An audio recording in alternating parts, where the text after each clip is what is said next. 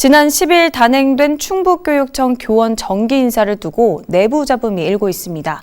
정년을 1년 앞둔 청주의 한 중학교 교장이 발령받은 지 6개월 만에 괴산으로 전보 조치됐다며 반발하고 나선 건데요.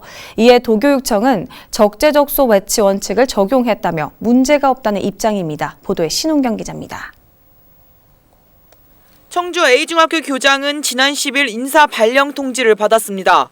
현재 재직 중인 이 중학교로 온 지 6개월 만에 또다시 난 발령인데 근무지는 괴산한 중학교로 배정받았습니다.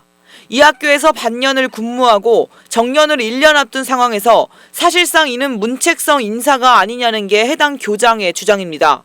이 결과를 놓고서 그 교장에게 책임을 전적으로 전가해서 저를 문책성 인사를 시켰는데 저는 여기에 온 지도 6개월밖에 안 됐고 퇴직도 1년밖에 안 남았습니다.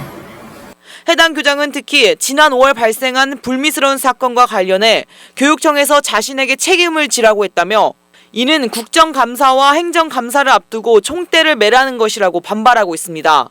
이어 해당 사건은 중학교에 가기 전인 지난 1월에 시작됐고 당시 학생과 상담사, 경찰만 아는 사안으로 자신은 들은 것이 없어 교육청에 보고할 수 없었다는 입장입니다. 즉시 인지했으면 학교장이 뭐 했느냐, 학교장이 모를 리가 있느냐, 학교장이 알았으면 즉시 보고를 했어야 되는데 왜 보고 안 했느냐, 그건 학교장이 보고 의무를 위반했다 이렇게 봐요.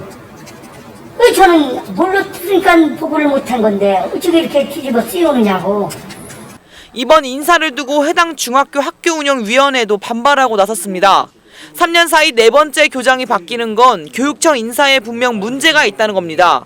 차후 오신 교장 선생님도 1년간의 정년이 남았다는데 또 교장 선생님 1년간에 있다가 또 새로운 교장 선생님이 바뀌신다면은 안정화되지 않고 앞으로 상당히 불안감 속에 학생들이 있지 않을까 이렇게 생각이 듭니다.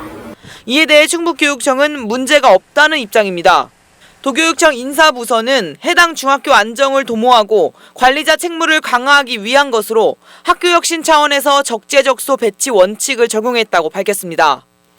해당 교장은 부당 인사를 취소해달라는 행정소송도 제기한다는 입장이어서 충북교육청을 둘러싼 인사 잡음은 쉽게 가라앉지 않을 것으로 보입니다.